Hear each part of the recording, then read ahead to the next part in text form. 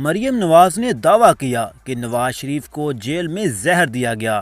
نواز شریف کا بھی بیان سامنے آ گیا۔ اس بات پر صحافی عمران ریاض خان بھی بول پڑے۔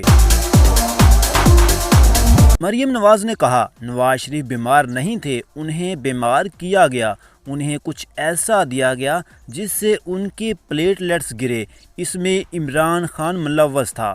سابق وزیر اعظم نواز شریف سے لندن میں ایک صحافی نے سوال کیا، میاں صاحب کیا آپ کو جیل میں زہر دیا گیا تھا؟